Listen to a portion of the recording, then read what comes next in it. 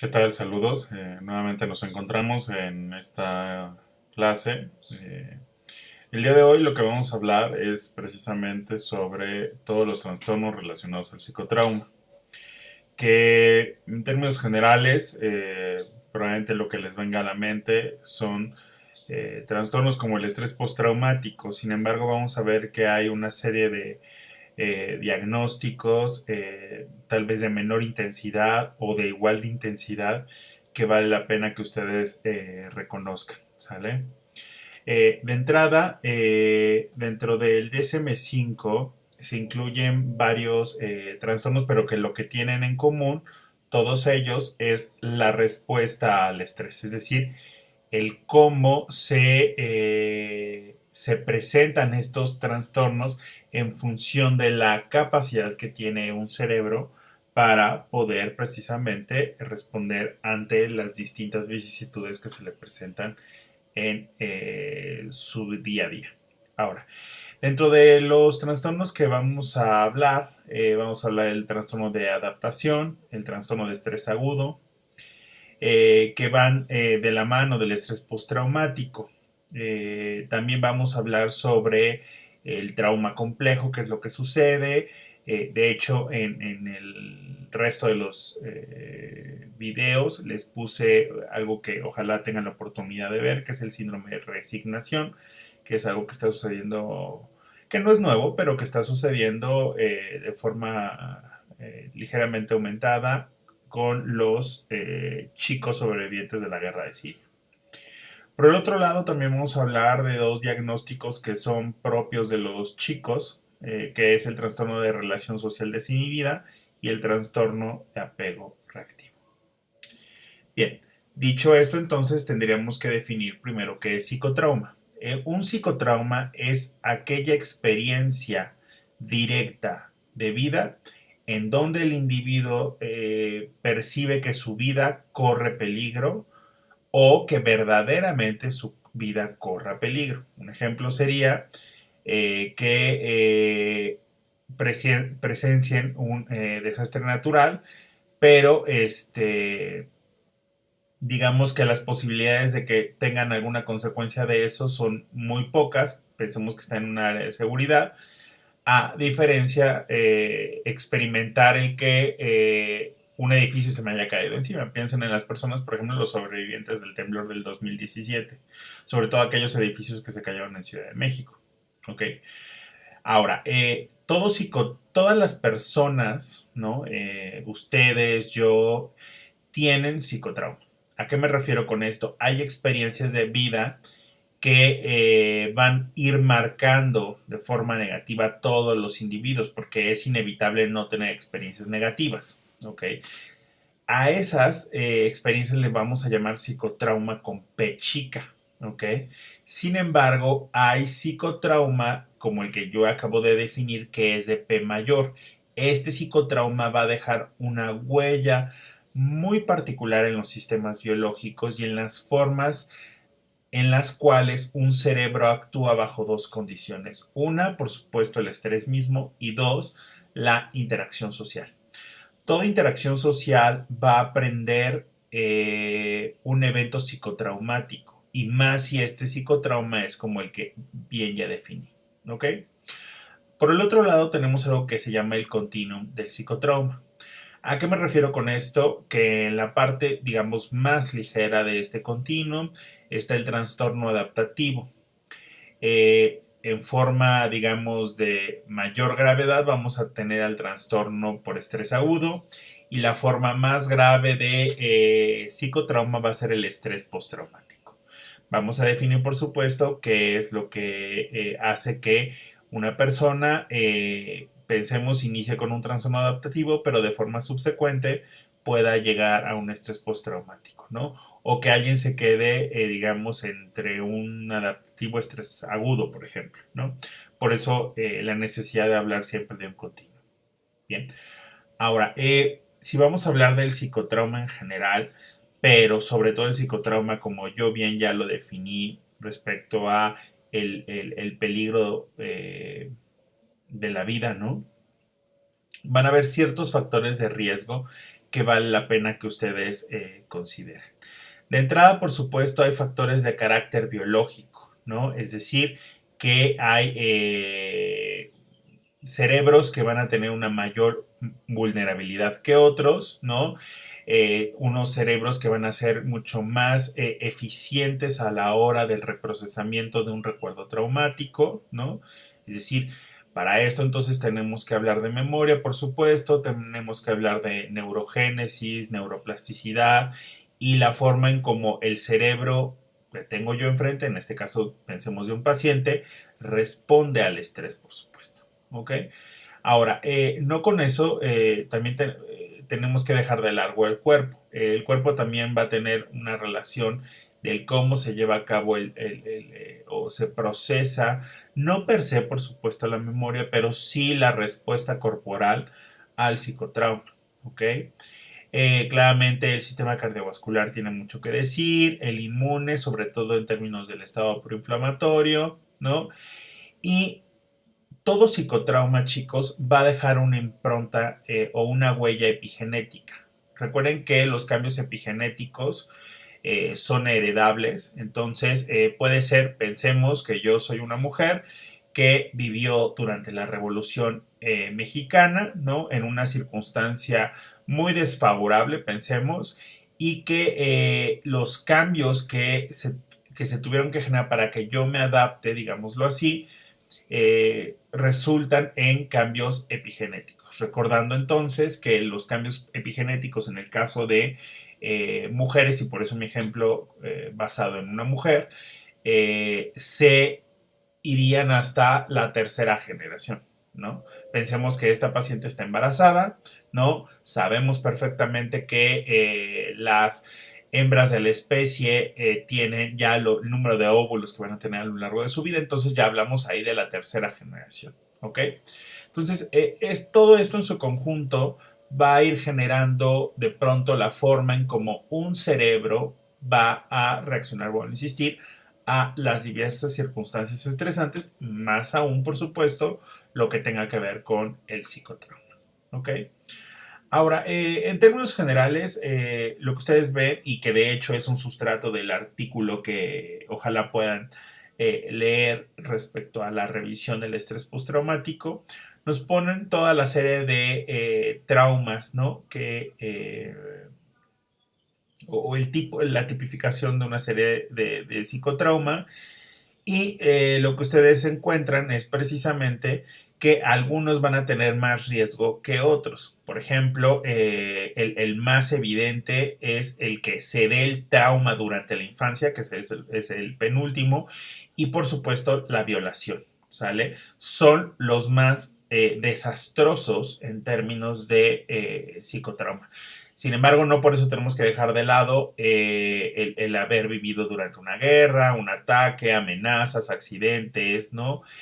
O simplemente ser testigo de un evento de esta naturaleza, ¿no? Sin embargo, claramente el ser testigo va a tener mucho menos riesgo de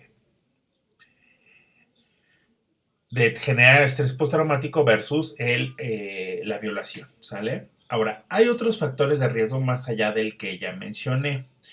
Estos factores de riesgo y vulnerabilidad se van a centrar en cuestiones de carácter socioeconómico, por ejemplo, la pobreza, la baja escolaridad, el antecedente, por supuesto, de maltrato, abuso, negligencia, ¿no? Y estos eventos como la guerra, los desastres naturales, ¿no? También van a tener va a ser un factor agregado, ¿no? Los ambientes hostiles, ¿no?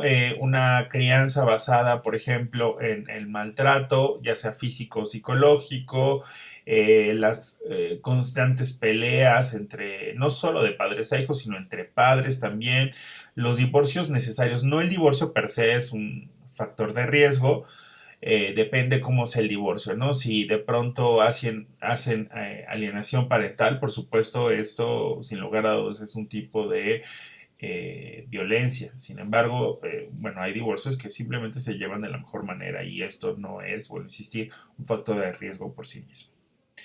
El tener pobres redes de apoyo, es decir, estar solo, no tener alguien con quien apoyarse, ¿no? El decir, o el no tener más bien este lugar seguro al cual llegar si me llega a suceder algo, ¿no? Y por supuesto el biológico que ya mencioné. Ahora, todo esto en su conjunto, chicos, lo que va a generar precisamente es un cerebro, que ya lo he hablado con antelación, sobre todo cuando hablé de depresión en algún momento, ¿no? Que tenemos un cerebro que sea vulnerable, ¿no? Es decir, si yo estoy bajo estos elementos, ¿no? Que ya mencioné, ¿no? Tengo un pobre apego, ¿no? O un apego sobre todo de carácter desorganizado o un apego inseguro. Si eso le agregamos, pensemos que yo soy un niño que vive en una condición de pobreza, ¿no? En Siria, ¿no? Tengo padres que viven al día, ¿no? Y que sacan dinero al día. No con eso soy el sexto hijo, ¿no? Y entonces la calidad de los cuidados son menores, ¿no? Y además inicia una guerra, ¿no? Todos estos elementos van poniendo en alerta al cerebro y haciendo que los cambios se vayan dando una serie de cambios que van a tener repercusiones a lo largo del tiempo. Esto mismo, vuelvo a insistir, que sucede con la depresión, sobre todo el aumento del cortisol debido al estrés crónico y todas las modificaciones que hace, sobre todo en corteza prefrontal, la amígdala y el hipocampo, van a tener precisamente o van a poner el terreno para que ante un evento de mayor envergadura o un evento en donde ya sea muy estresante, de pronto falle todo el reprocesamiento que tiene que ver con los eventos traumáticos, es decir, la liga hipocampal amigdalina, y eso es lo que hace que se presente el potencial o la potencial alteración de respuesta a X psicotrauma. Pensemos nuevamente en este ejemplo que les acabo de dar del chico en Siria, ¿no? Y que de hecho, ojalá puedan ver el video que también subo a la plataforma, ¿no? Respecto al síndrome de resignación, en donde pensemos, y lo sustraigo de ahí, ¿no? Que este chico pase lo mismo que uno de los ejemplos que ponen en el video, ¿no? La chica que termina yéndose con su familia a Moscú y ahí nuevamente, por un lado, ella es secuestrada y el padre es puesto en una situación de riesgo de su vida, por supuesto, ¿no? Y además llegan a Suecia y en Suecia les dicen, ¿sabes qué? Probablemente no te demos asilo, ¿no? Entonces, ese momento, ese de ya no te vamos a dar asilo, ya no puedes solventarlo en este caso. Ahora, yo estoy poniendo claramente un escenario de con grandes estresores, pero puede ser que se presente en circunstancias en donde yo estoy experimentando que el edificio en el que estoy se está cayendo, ¿no? Más los antecedentes de vida que yo tengo que provocaron previamente que el cortisol estuviera alto y que genera todas las modificaciones, va a hacer que mi respuesta precisamente a ese evento traumático, vuelvo a insistir, el edificio cayéndose, pensemos en el 2017 por el temblor, ¿no? Ya no sea algo que mi cerebro pueda tolerar. Si yo lo pudiera poner en términos muy sencillos, digamos que ese cerebro truena, ya no es capaz, dice, ya sabes que hasta aquí, ya no puedo más y entonces se va a generar toda una serie de modificaciones en todo lo que tenga que ver con el reprocesamiento de los recuerdos, tanto positivos como negativos, y para esto tiene que ver la liga hipocampal y amigdalina. ¿Y por qué? Porque cada recuerdo que se va a guardar en términos de cualquiera de los órganos de los sentidos, es decir, si se puede guardar a través de un olor, se puede guardar a través de una imagen, se puede guardar a través de un sabor, etcétera, va a llevar también una sensación corporal, es decir, va a llevar una emoción, ¿ok? Y esa emoción va a estar dada principalmente por la reactividad amigdalina. Ahora pensemos que este cerebro que está, digamos, afectado por todo lo que ya mencioné, no va a poder reprocesar en primera instancia el hipocampo, va a haber averías, digámoslo así, en términos de la neurogénesis, todo lo que tenga que ver con el BDNF también va a estar afectado. Y por el otro lado, si ya lo hemos hablado con antelación, la amígdala habitualmente está hiperreactiva, entonces, ¿qué es lo que va a suceder? Que todo el tiempo la persona esté experimentando miedo en función de un trauma que no se puede eliminar de su mente, ¿ok? Todo el tiempo está ahí, ¿no? Todo el tiempo estoy yo reexperimentando en mi cabeza por ejemplo, temblor del 2017, no puedo yo pensar en otra cosa y todo el tiempo mi amígdala se está activando, es decir, todo el tiempo tengo miedo. Y estos dos elementos se van a traducir en los distintos criterios diagnósticos, no solo del estrés postraumático, sino también del trastorno adaptativo y el estrés agudo. ¿Ok? Ahora, sí quisiera acotar que todos los recuerdos, y quiero que se imaginen que cada una de estas esferas que ustedes ven en su pantalla es un recuerdo. Y cada uno de estos recuerdos, como ya lo mencioné, va a tener en su mayoría van a ser imágenes, ¿no? Pero puede ser, bueno, insistir, un olor, un sabor, que nos va a dar una emoción a través de una experiencia corporal y esto a su vez nos va a dar un pensamiento sobre nosotros mismos, ¿no? Por ejemplo, que ahorita yo recuerde de pronto entro a mi casa, ¿no? Y huele a galletas de chocolate como las que hacía mi abuela, por ejemplo, ¿no? Esa experiencia o esa reexperiencia lo que va a generar es una sensación de, por ejemplo, mariposas en el estómago, que para mí eso significa felicidad. Y el pensamiento que siempre tiene que ser en primera persona, que va a surgir dentro de mi mente es, soy querido. ¿Ok? Toda experiencia mnésica, toda experiencia de recuerdo va a estar solventada en estos tres elementos. Ahora, pensemos que esto yo estoy hablando de un recuerdo claramente de carácter positivo, pero recordemos ahora, también esto puede ser, recordemos que estamos hablando del estrés postraumático o de todo lo relacionado con el psicotrauma, puede ser de carácter negativo. Es decir, que una persona, el ingreso sensorial sea el tacto, ¿no? De cómo su familiar la tocaba de forma inadecuada, ¿no? Da una experiencia corporal como de dolor epigástrico, ¿no? Y que esta persona lo asocia con el miedo, ¿no? Y que además el pensamiento que surge de esta experiencia es soy débil, no me puedo defender.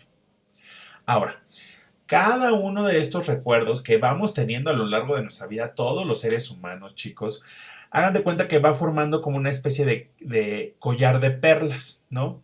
Y que cada uno de estos recuerdos se van a ir asociando con el anterior. Es decir, pensemos en esta bolita o esta esfera que está del lado izquierdo con el mismo triángulo que está al centro, ¿no?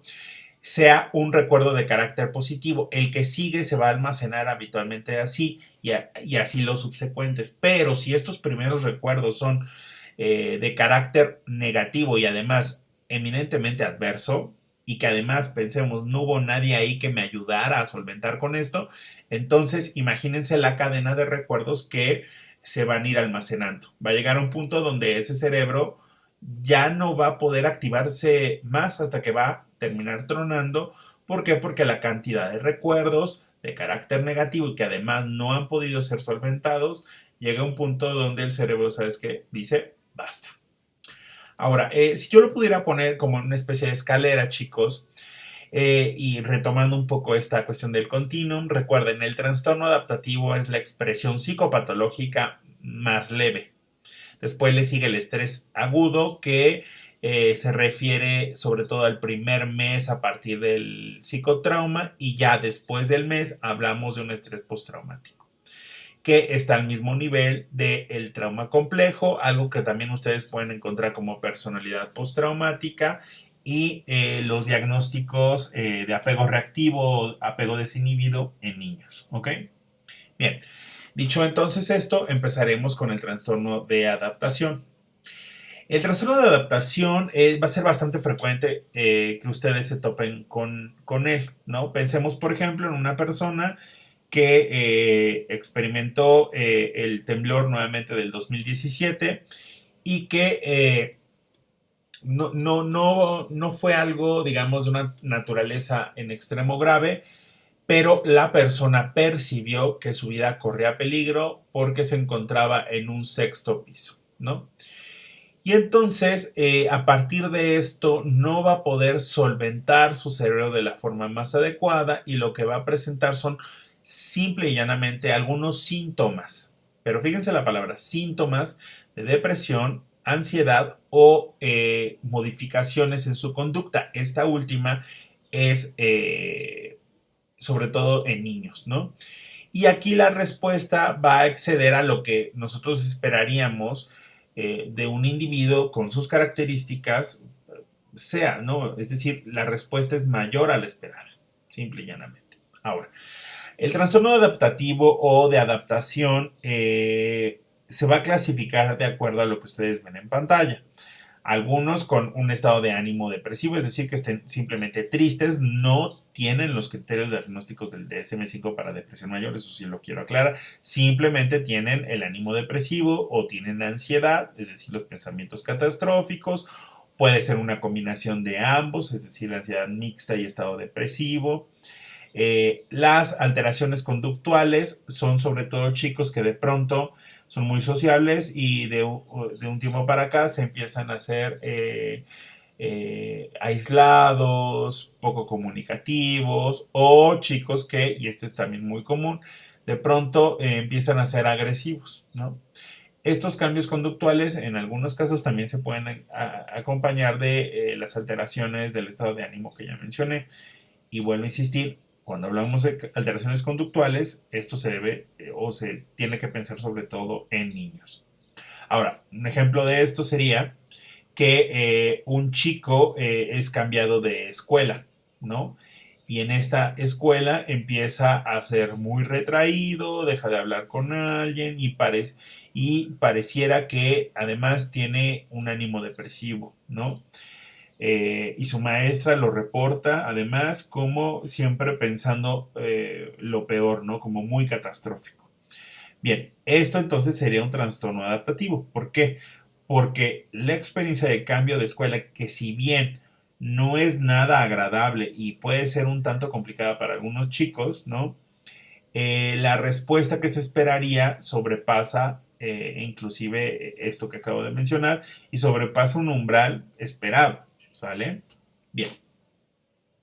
Ahora, esto también se va a presentar en adultos, ¿no? Y que es lo más común que llegue a, inclusive al servicio de urgencias o de forma ambulatoria con ustedes. Bien, siguiendo entonces nuestra ruta del continuum, tendríamos que hablar del trastorno de estrés agudo. El trastorno de estrés agudo, para empezar, se requiere de un evento traumático, por supuesto, ¿no? Como ya lo mencioné con antelación. Y bueno, insistir, este se va a presentar únicamente durante el primer mes, es decir, a partir de los 3 días al primer mes, ¿no? Y consiste en un listado de 14 síntomas que en general, para que ustedes hagan el diagnóstico, se tienen que presentar 9 de esos 14, ¿ok? Por ejemplo, que el recuerdo sea angustiante, recurrente, tenga sueños intrusivos, que tenga, digamos, como que se sienta apartado de su realidad, ¿no? Que tenga reacciones disociativas, que son la despersonalización y la desrealización, ¿no? Que estén irritables, problemas para dormir, hipervigilancia, ¿no? Alteraciones cognitivas, etcétera, etcétera. Ahora, hasta aquí, si ustedes lo detectan, lo primero que tienen que hacer es enviar a estos pacientes, al igual que en el adaptativo, al servicio de psicología. ¿Ok? Psicología debe de iniciar ese tratamiento. Si ustedes no detectan a los pacientes en tiempo y forma, o pensamos que ustedes sean futuros administradores hospitalarios o se dediquen a la política, tal vez por acá tengamos al futuro o la futura secretaria de salud. Ustedes tienen que saber, por ejemplo, que si los procesos de atención para estos pacientes se retardan más de un mes, por esa simple toma de decisión administrativa o política, ustedes estarían cronificando al paciente, mandándolo a lo que hoy llamamos como estrés postraumático. Y el estrés postraumático, temo decirles que es muy difícil de modificar, y aquí ya para el estrés postraumático sí se requiere todo un aparato farmacológico. ¿Ok? Bien. Ahora, ustedes pueden decir, bueno, ¿hay algún elemento dentro del trastorno de estrés agudo que me pueda hacer pensar que el paciente tiene más posibilidades de irse a un estrés postraumático? Sí, y lo pongo en negritas, las reacciones disociativas. Si él o la paciente están despersonalizados o tienen desrealización o tienen un afecto embotado, que lo vimos cuando hablamos de examen mental, es decir, como que están perplejos, ¿no? Como sacados de onda, estos pacientes tienen altas posibilidades de irse a un estrés postraumático, ¿no? Ahora, si a alguno de ustedes, por ejemplo, le interesa la medicina legal, ¿no? O la forense, pensemos que ustedes van a evaluar a una mujer que hace unos, pensemos, 3 días fue violada, ¿no? Y llega a la entrevista y se presenta como fuera de sí, como sin ninguna emocionalidad, ¿no? Pareciera como vacía por dentro, y ustedes determinan que no tiene nada, ¿no? Porque simplemente no la ven llorar. No, más bien al contrario, lo que probablemente ustedes están viendo es que tiene una reacción disociativa, y lo más probable es que esa paciente vaya a un estrés postraumático. ¿Ok? Bien. Ahora, cuando hablamos de estrés postraumático, que es una de las categorías de mayor gravedad, chicos, tienen que pensar en estas 5 dimensiones sobre todo, aunque el artículo menciona todos estos elementos, ¿no? O todas estas dimensiones que ustedes tienen que tener a consideración, ¿no? Incluyendo los subtipos. Recuerden que el estrés postraumático se divide en 2 tipos. El disociativo, ¿no? Con los síntomas que ya mencioné, que ya sea de desrealización o despersonalización, o el, digamos, retrasado, ¿no? Que se presenta 6 meses después de el evento traumático, ¿sale? Pero resumámoslo así. El estrés postraumático va a tener 5 dimensiones. La hiperactivación, es decir, todo el tiempo su amígdala va a estar activada, y por tanto el sistema nervioso simpático con él, ¿no? Entonces el paciente o la paciente va a estar con síntomas que van a simular muchas veces una crisis de pánico o cercana a una crisis de pánico, ¿ok? Por el otro lado, tenemos los síntomas de reexperimentación, que se van a concentrar en 2 elementos. Por uno, los ya conocidos flashbacks, es decir, estos recuerdos o estos escenarios relacionados con el evento, por supuesto, que llegan a la mente de la persona y que no se lo pueden quitar, y que generan muchísima ansiedad, pero forzosamente tiene que ser, digamos, una imagen mental del recuerdo, por supuesto traumático. O la otra forma es a través de sueños vívidos, es decir, que durante el sueño él o la paciente esté experimentando también fragmentos de ese evento traumático, que habitualmente lo que hace es que se despierten de forma abrupta.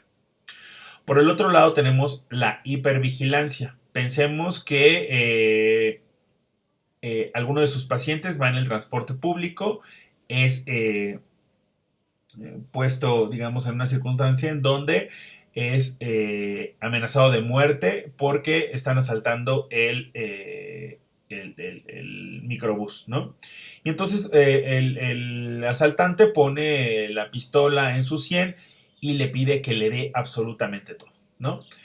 La hipervigilancia sería que todo el tiempo el paciente esté viendo a su alrededor un tanto, si lo pudiera decir en términos muy sencillos, un tanto paranoide de que no le vuelva a pasar eso, ¿no? Y entonces de pronto si ve a alguien que va con una camisa del mismo color que llevaba ese día el asaltante, entonces va a reaccionar de una forma exagerada, ¿ok? Ahora, por el otro lado, la evitación va a ir de la mano precisamente con no reexperimentar o no querer volver a enfrentarse a un escenario relacionado con el evento.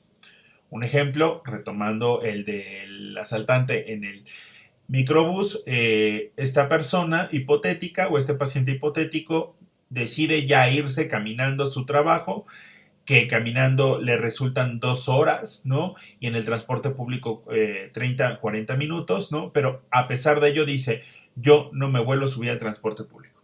No, no puedo. Y entonces prefiere hacer estos malabares, ¿no? Con tal de no enfrentar eso, ¿no? O, por ejemplo, evitan el lugar donde fueron asaltados, ¿no? Si fue en, digamos, camino a mi trabajo, pensemos nuevamente, ¿no? Prefieren agarrar otra ruta que no importa que sea mucho más larga, de mayor coste, pensemos en coste de gasolina y de tiempo, ¿no? No me importa con tal de que yo no pase por ahí, ¿ok? Y finalmente, otra de las dimensiones que no necesariamente se va a presentar y si se presenta es también de mal pronóstico es la disociación, ya sea, vuelvo a insistir, en la forma de la desrealización o la despersonalización. Bien. Ahora, junto con el estrés postraumático hay otras formas igual de graves de experiencias traumáticas. Dentro de estas, la que quisiera primero hablarles es precisamente del estrés postraumático complejo o del trauma complejo. También lo pueden encontrar como personalidad postraumática. Se va a dar en personas que han habitualmente tenido una historia de vida donde la crianza ha sido muy desorganizada, ¿no? Y que habitualmente ha habido maltrato físico, ¿no? Ha habido abuso sexual de cualquier forma y han sido revictimizadas a lo largo del tiempo. Es decir, que, y recuerden esto, la persona que ha sufrido abuso sexual durante la infancia o la adolescencia, esa persona tiene más posibilidades de tener una violación. Y la misma persona que ya tuvo una violación tiene más riesgo de volver a tener otra. Eso se llama revictimización, ¿sale? Lo que sucede con estos pacientes que a veces se pueden confundir con el trastorno límite de la personalidad, ¿no? Es que tienen algunos síntomas de estrés postraumático, no cumplen con todos, como ya lo mencioné, no cumple con todas las dimensiones, pero acompañado de esto pensemos que tienen cierta hipervigilancia, ¿no? Puede tener dificultades para el control de las emociones, se pueden sentir muy hostiles, desconfiados, sensaciones de constantes de vacío, ¿no? Eh, Se sienten como si estuvieran permanentemente dañados, ¿no? Y esto va a ir acompañado de conductas de evitación como evitar amistades o relaciones, digamos, vinculares importantes, ¿no? Diciendo habitualmente que nadie puede entender lo que les pasó y pueden llegar sobre todo en circunstancias donde se pueda repetir o algo represente parte del trauma, ¿no? Se pueden presentar síntomas disociativos, ¿no? O ideación suicida, pero en función, vuelvo a insistir, de que algo a su alrededor como que prende ese botón que pueda llegar a simular nuevamente el evento traumático, ¿no? Por eso, y pensando por ejemplo en estos datos, podría simular un trastorno límite de la personalidad. Pero bueno, lo vamos a hablar cuando entremos ya al último capítulo que es precisamente trastornos de personalidad. ¿Sale? Ahora, por el otro lado, más allá del trauma complejo, que además sí tengo que decirlo que requiere un tratamiento de larga data y requiere muchísimos especialistas a lo largo de estos pacientes o alrededor de estos pacientes, también lo van a requerir este tipo de trastornos que son, vuelvo a insistir, eminentemente infantiles. El trastorno de apego reactivo y social desinhibido. En términos generales, lo que implica estos trastornos es que hay un cuidado muy negativo respecto a términos de crianza, por supuesto, sobre el niño o la niña, ¿no? Para esto les voy a comentar de un caso, ¿no? De un chico, ¿no? Que sus padres mueren de forma temprana. Aquí tenemos un primero. Recuerden que la muerte de uno, peor aún de ambos padres, de forma temprana es un factor de riesgo importantísimo para psicopatología. ¿no? Pero pensemos en este caso que se presenta esto, ¿no? Y de forma dispar, ¿no? Inicialmente el padre se muere, ¿no? Por una cuestión ahí relacionada con las drogas, la madre se va a Estados Unidos y muere ella. Queda al cuidado del abuelo este niño y el abuelo vive en condiciones de pobreza, ¿no? Y ante esta circunstancia y la poca, digamos, falta de o poca oportunidad para conseguir un trabajo, el abuelo, claramente de forma muy, muy poco empática, ¿no? Y desastrosa, ¿no? Decide que va a poner al chico en un escenario de prostitución, ¿no? Muy desafortunado, este es un caso real, ¿no? Y el chico, por fortuna, es rescatado, ¿no? Y cuando se le ve en el consultorio, de pronto no ve al entrevistador, se encuentra mutista, poco cooperador y de pronto se empieza a hablar sobre la historia de vida del chico, ¿no? Ante esta circunstancia, entonces el chico empieza a gritar, se mete debajo de la mesa y empieza a aventar absolutamente todo lo que tiene ahí y empieza a morder al entrevistador, ¿no? Esto, chicos, se puede llegar a presentar en circunstancias como las que ya mencioné, ¿no? En donde el chico ha tenido un cuidado muy negativo. Y hay dos formas de expresión clínica de esto. Una es el retraimiento, que le vamos a llamar trastorno del apego reactivo, en donde los chicos, vuelvo a insistir, no hablan, están mutistas, pero de pronto tienen reacciones de agresividad importantísimas. O chicos que son todo lo contrario, que pierden las reservas de interacción con los extraños sobre todo, ¿no? Y más con los adultos, ¿no? Son estos chicos que, hola, ¿cómo estás? ¿No? Y se agarran de la mano y de ese extraño y son capaces de irse con esta persona. Eso no es habitual en los chicos. Recuerden que hemos hablado que los chicos siempre van a estar cercanos a sus padres y entre más pequeños sean, esto es mayor, ¿vale? Y sobre todo van a estar checando que siempre estén ahí sus padres o sus cuidadores primarios, ¿sale? Acá se pierde totalmente esa reserva y lo vamos a denominar trastorno del apego de relación social desinhibida. ¿Ok? Son chicos en extremos sociales. ¿Ok?